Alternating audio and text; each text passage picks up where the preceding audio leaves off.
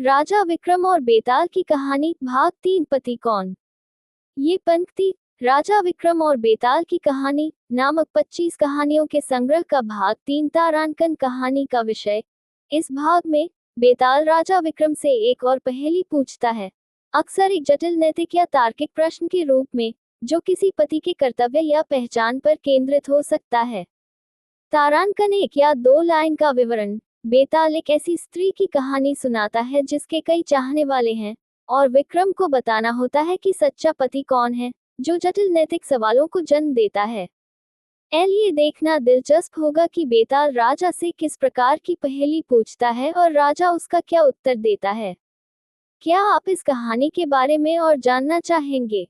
अस्वीकरण। ये चैनल किसी भी अवैध गतिविधि को बढ़ावा या प्रोत्साहित नहीं करता है। इस चैनल द्वारा प्रदान की गई सभी सामग्री केवल शैक्षिकी और सूचनात्मक उद्देश्य के लिए है। हर हफ्ते आपके लिए कुछ नया आ रहा है, तो बने रहें। अपने पसंदीदा nursery rhymes, kids learning video, kids animation, कविताएं और बहुत कुछ के लिए सब्सक्राइब करें। आज हम बेताल 25 की दूसरी कहानी सुनेंगे जिसका शीर्षक है पति कौन। तो चलिए शुरू करते हैं। कड़ी मेहनत के बाद राजा विक्रमादित्य ने बेताल को पकड़ लिया।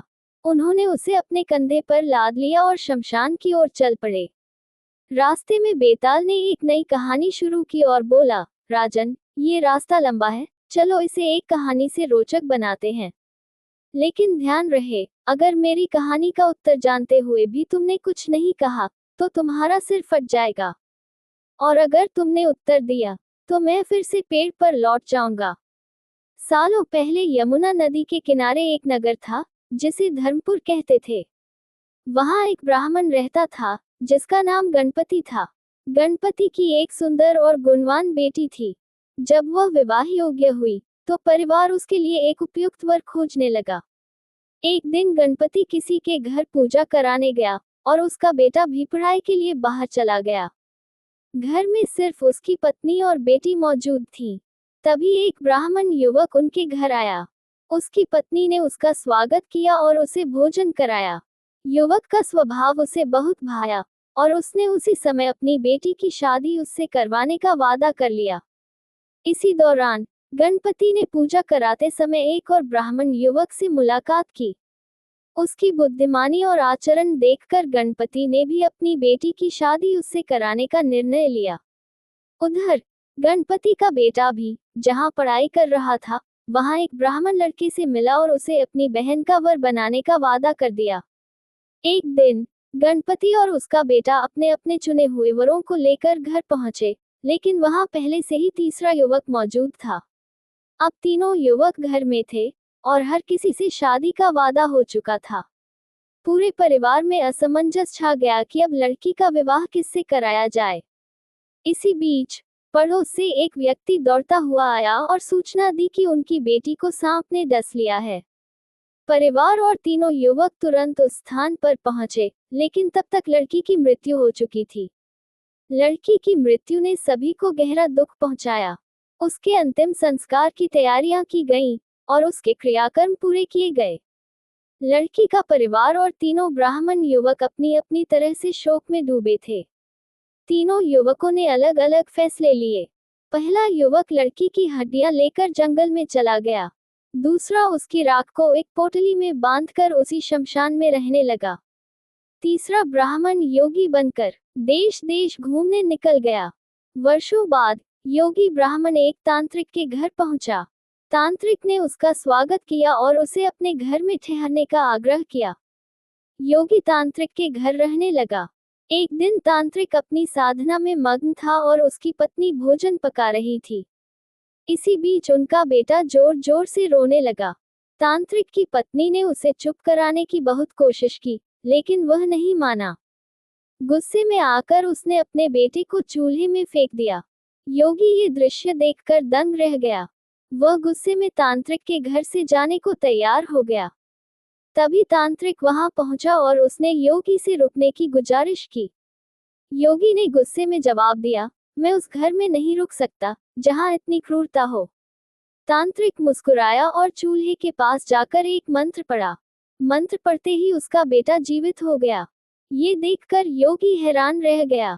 उसके मन में एक विचार आया कि अगर यह किताब उसके हाथ लग जाए तो वह भी उस लड़की को जीवित कर सकता है।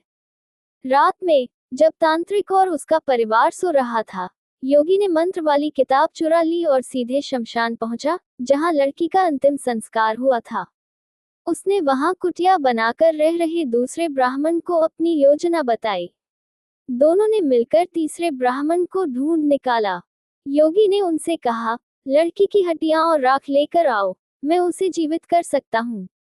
सभी ने मिलकर हड्डियां और राख इकट्ठा की। योगी ने मंत्र पढ़ा और लड़की को जीवित कर दिया। इतनी कहानी सुनाने के बाद बेताल चुप हो गया। फिर उसने राजा विक्रमादित्य से पूछा, बताओ, वह लड़की किसकी पत्नी होगी?